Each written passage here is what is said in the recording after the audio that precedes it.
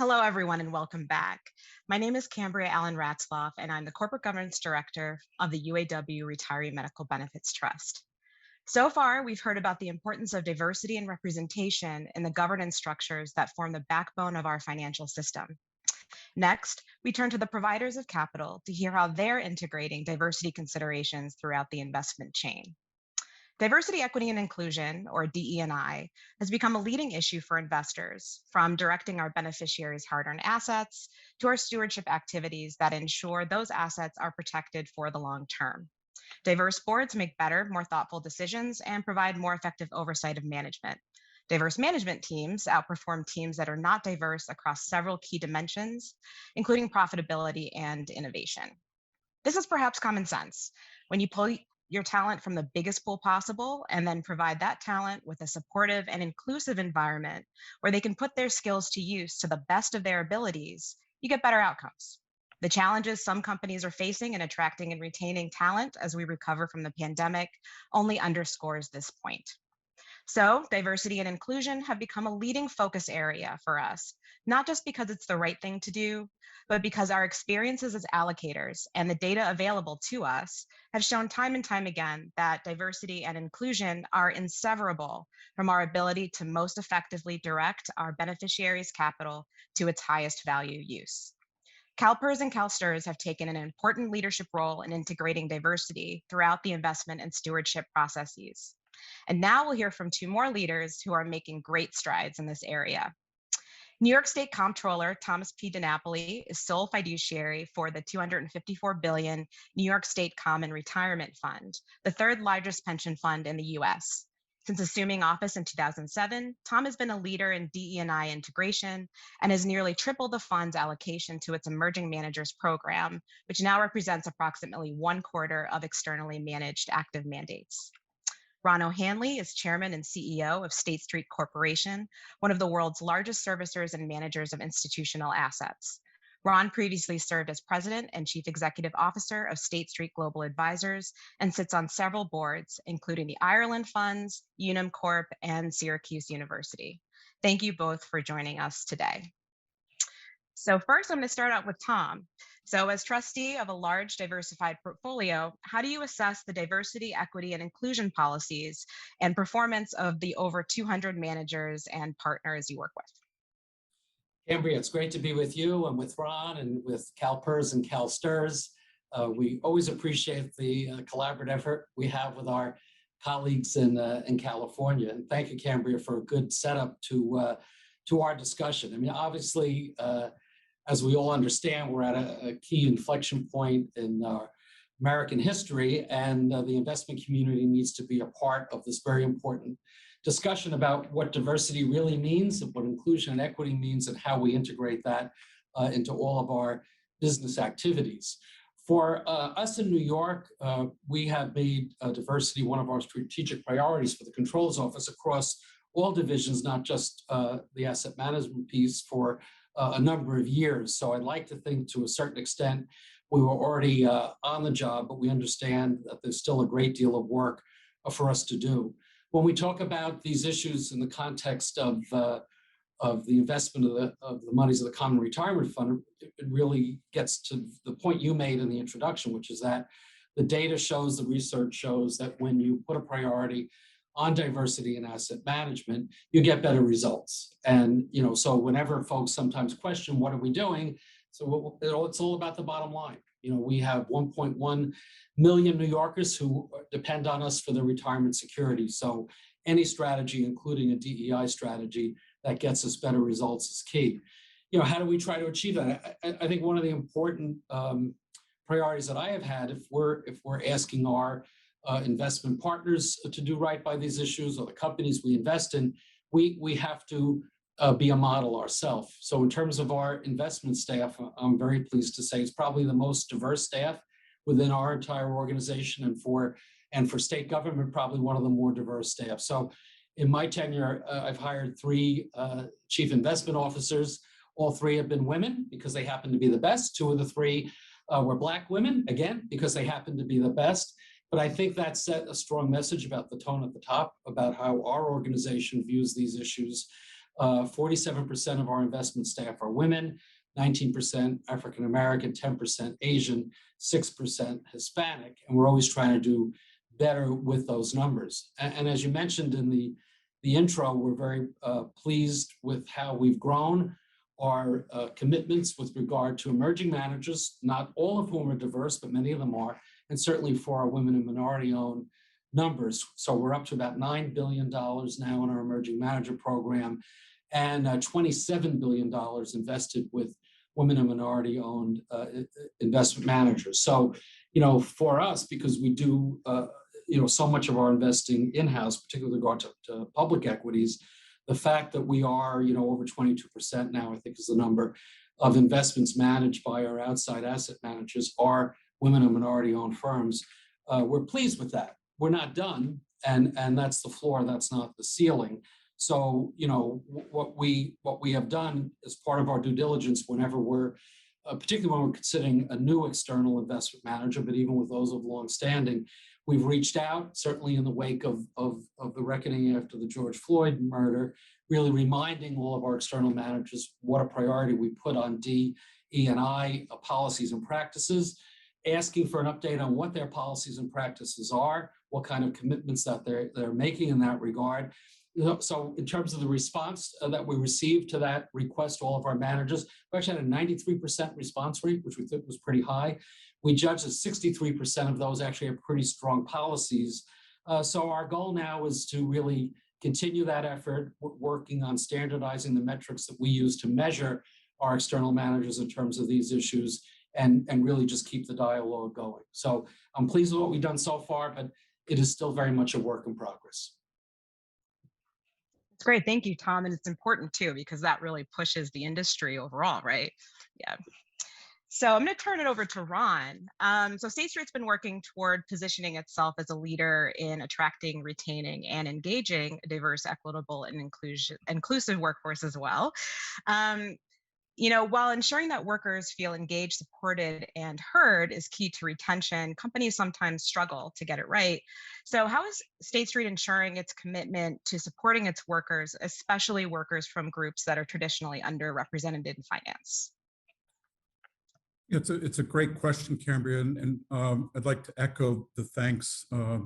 Thanks for the way you've set it up, and both your setup and Tom's comments just there are a reminder to all of us that the owners of capital are the ones that can set real standards here and drive real change, and both of you are doing that.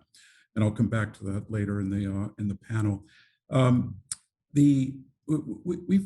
We've worked we're a company of about 39,000 employees. We operate in 40 countries, and as we communicating and hearing from our employees is very important. If there was a silver lining over the last 14 months with COVID, it was the fact that we had to send so many employees remote, and that communications and connectivity became all that much more difficult, and the usual channels couldn't be relied upon. We focus a lot at State Street on what we call our ERGs, our employee resource groups, and those became very, very important. And the employee resource groups are, there's many of them. Some of them relate to interests. Some of them relate to how people identify themselves. But all of them became extremely important as a channel with which to reach out to people, because there was no textbook or playbook on how to do a remote work during a pandemic, right? It had never been done before. And many of us, all of us, were in effect making it up on the fly. But the employee resource groups became very important there. Frankly, it caused us to think about how we as a corporation communicate to our employees, and made us realize that as good as we think we are and as frequent as we think we are, it's never enough and it's never good enough. And that's it's not a comment on management. It's not a comment on our employees. It's just there's a lot of distractions. There's a lot of noise, even more so when you're in the middle of a pandemic.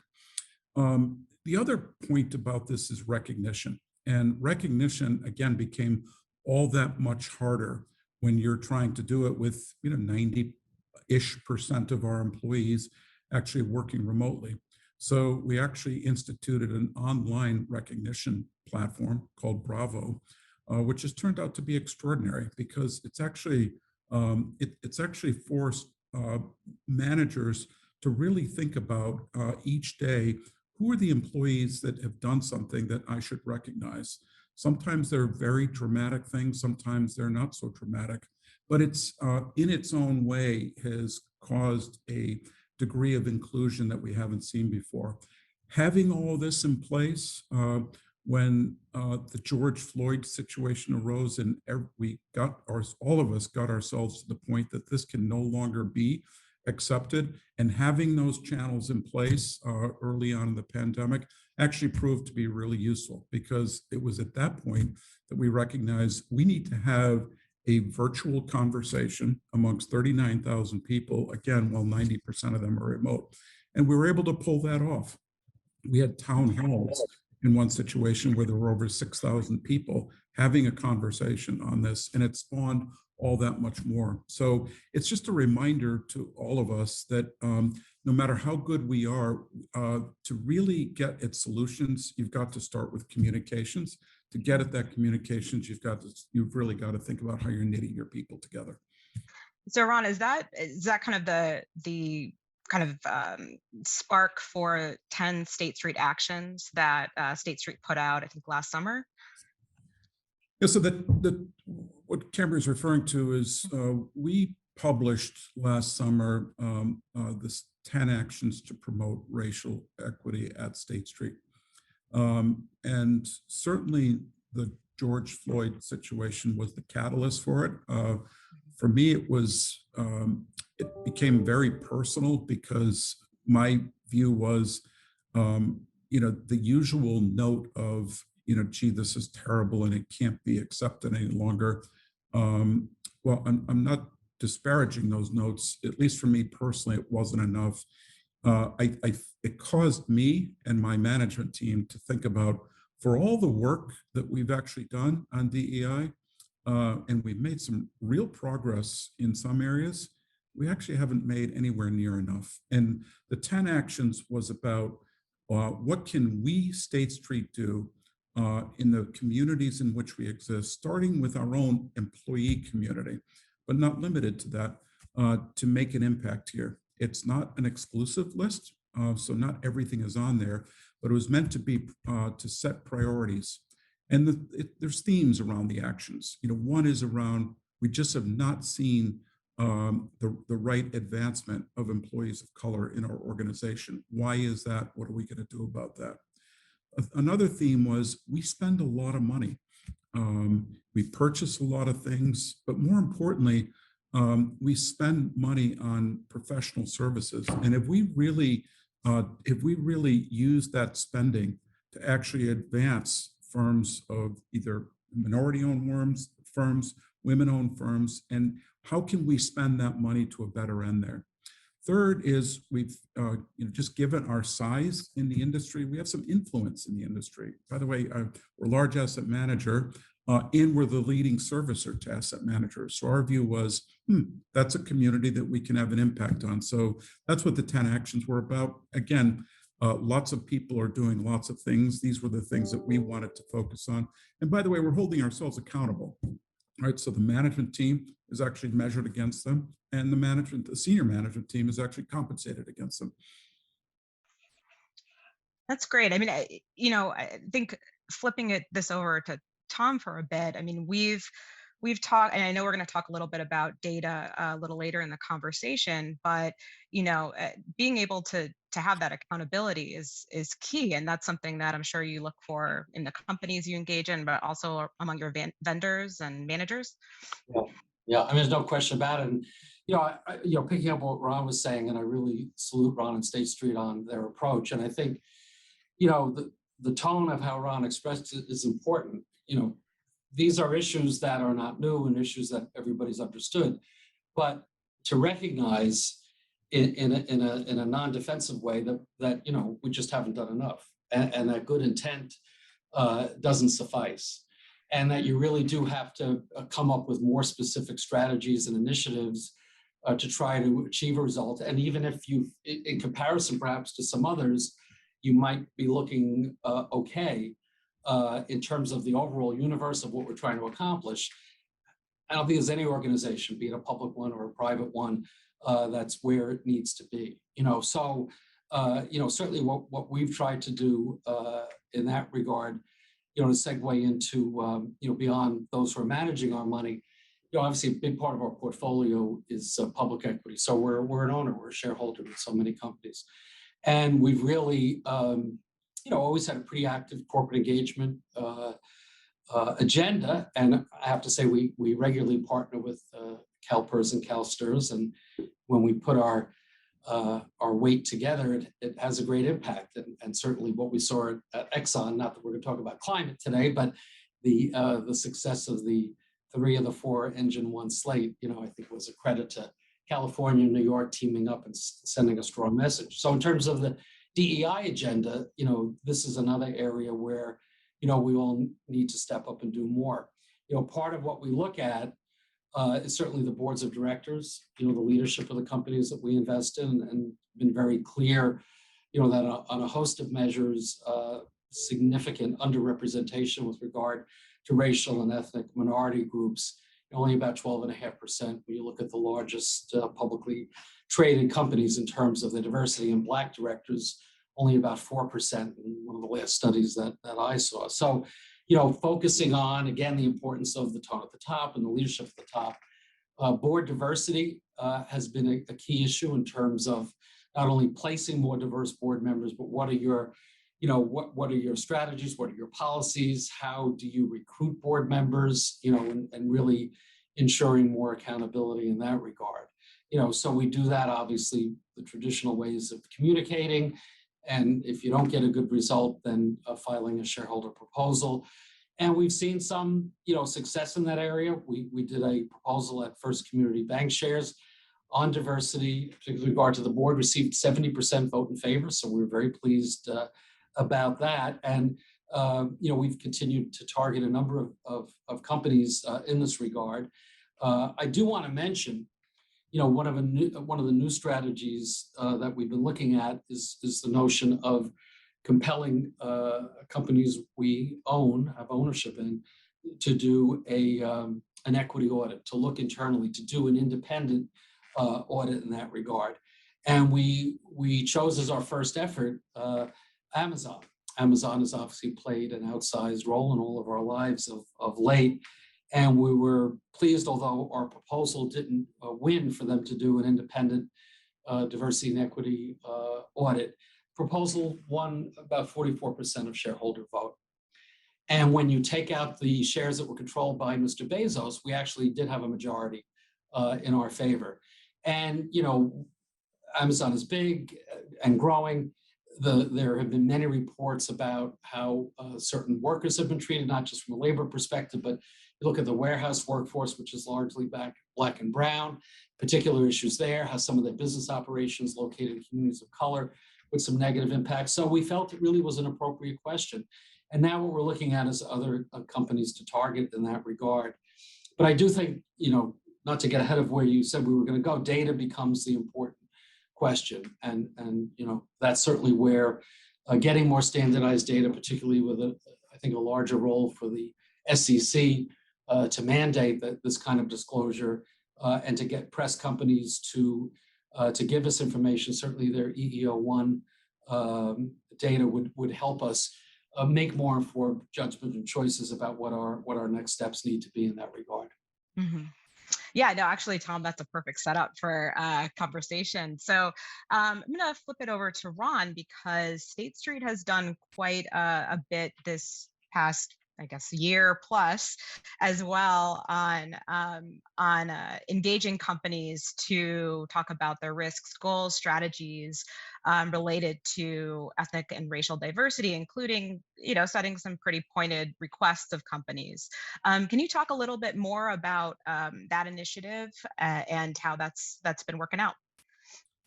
Yeah, and I would begin by saying that the initiative is not new. I mean, stewardship as Tom has alluded to, is quite important. And if you think about it, we're simply the agents of the New Yorks, the UAWs, the CalPERS, the CalSTRS, the world. It's not our money, and we work on behalf of those clients and those owners of capital, because a large proportion of our assets are index assets.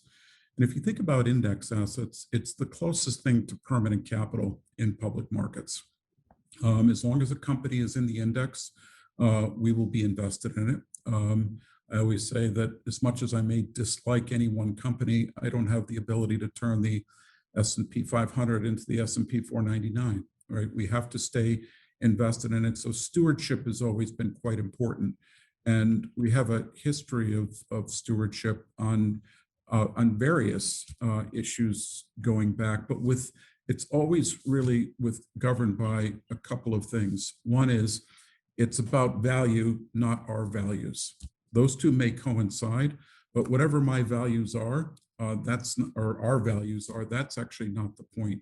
It's what we, and Tom has alluded to this earlier, it's what we believe will drive long-term shareholder value. By definition, it's long-term because it's as long as it's in the index. And the other element of our stewardship philosophy is that, again, as Tom pointed out, you start with the board, right?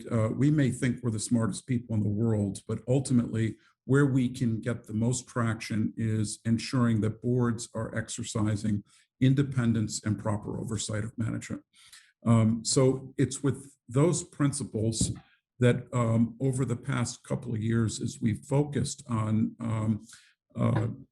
first on gender equity, where there was a lot of empirical work done, and our view, we came of the view that we just had to lean into this a whole lot more. So going back 5-6 years ago, particularly given some of the studies that have come out, we focused on gender equity, gender representation.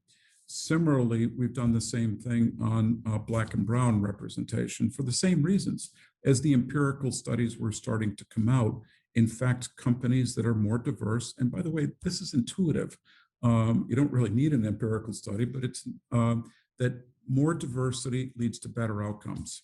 So as a consequence, we have actually put out what we call guidance to firms. And what the guidance is meant to be, it's primarily for boards. And it's the things that we'll be looking for as evidence of both this independence that I talked about, and that the board is exercising proper and strong oversight. To the extent that that doesn't occur, again, divestment often isn't a tool for us. So we engage, and to the extent to which the engagement isn't working, then we will use the vote. And we'll use the vote either in a targeted way towards particular chairs of particular committees, right, to send that message, or as part of a shareholder proposal, as Tom was giving examples earlier. Yeah, I mean, I thought that it was really interesting because, I mean, you're saying that, if a company does not have a diverse director, for example, you're voting against the chair of the NomGov committee. Similarly, you're looking for companies to, report their EEO1 data or provide the underlying data, which is, that's a pretty clear support and of the need for that information. And Tom, similarly, your proxy voting policies also reflect, right? Can you talk a little bit more about that? Yeah, I mean, picking up what Ron said, I think he touched on an important point. Going back a number of years ago, we were part of the 30% coalition, and many other public funds were part of that as well. The focus on more women on boards absolutely has had an impact over the past 4, 5, 6 years. There's no doubt about it. Fast forward to 2020 and 2021, it was a fair question to say, shouldn't we make the same priority as far as racial and ethnic diversity as well? And you know what? We realized we needed to step up our game in that regard. So we had, going back a number of years, voted against boards that did not include at least one woman and hopefully more, voting against nominating committees and so on. And now we've amended our policies to include a very clear emphasis on racial and ethnic representation, minority representation as well. So last year, we actually withheld support from about 227 incumbent Mm. directors at 55 companies. And, again, we wrote to last summer, 72 of the S&P companies that were invested in that had no racial or ethnic minority representation on their boards, questioning what's going on. 63% responded, and of those, about 32% made a commitment to add at least one racial or ethnic diverse board member. So, these kinds of efforts are important. We've updated our policies to be more explicit. We're using that shareholder vote. Just as Ron said, we're a passive investor with most of our public holdings. We're not going anywhere. And I think, as more funds, certainly CalPERS and CalSTRS, playing a leading role as well, in the union funds, we should mention that as well, UAW and others. That's how you move corporate America. So, we made some progress. We have a long way to go, but ownership makes a difference. Mm-hmm. Yep, absolutely, absolutely. So, Ron, I think close to last question for you, and then I'm going to ask a kind of see what you have to leave with the audience. But so, Tom was just talking about engagement with companies, and I know we were just talking about the guidance that State Street released, proxy voting policies. State Street also sent a letter to companies, which we kind of talked about a little bit, but just kind of curious, what has the response been to State Street's efforts from its portfolio companies that you're managing on behalf of the allocators?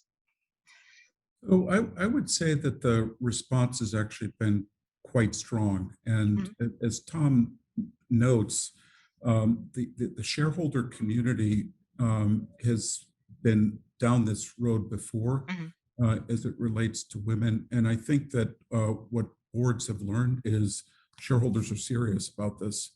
So I would actually say that the response has been more prompt and stronger than it was if you go back 7-8 years ago, when we had a similar push to see more gender equity on boards. I would say that that there's some of the usual excuses that you're hearing, that we're trying, we can't find people, we're not going about that. And that was the same thing we'd heard back around gender. And our response is that if you're stuck in the traditional ways of hiring, whether it's managers or board members, then you're going to get the traditional solution, right? You're going to get, if you're looking around the table and say, who do you know? Well, you're going to get who they know, which often won't be a diverse and rich mix of people. So it does require more work, but it is not impossible. And we've also asked for responses on how they're working with management on that. And again, they're very, very good response. Boards are starting to act quickly on this. Great. Thank you. Well, we have about a minute-ish left. So I'm going to start with Ron. Do you have any final insights for our audience today that you'd like to leave us with? I think what I would like to leave the audience with is, I think most boards actually want to do the right thing. I think many of them aren't equipped yet. And I think what's incumbent upon all of us is sessions like this, but doing what we can to help educate board members. We're actually doing a little bit of work with the Ford Foundation and others on how lead directors are thinking about this and what are best practices that we can do. And I think that's a role that the investment community can play here in terms of upskilling, if you will, boards on this problem. Great. Thank you, Ron. And Tom, same question to you. Any final insights for the audience? I agree with what Ron just said, and I would just offer a view of optimism. I really think we are at a time where momentum is building for systemic change. I think that the investment world can be a key part of leading that, the corporate world as well. Let's just keep doing what we're doing. Let's keep collaborating, sharing strategies and thoughts, and we will get to a better day. Sure. Well, thank you both for joining us today and for an insightful session. Now we're going to take a short break and reconvene at 10:30 a.m. So thank you, everyone. Bye-bye. Thanks, Cambria. Thanks, Tom. Thank you. Thanks.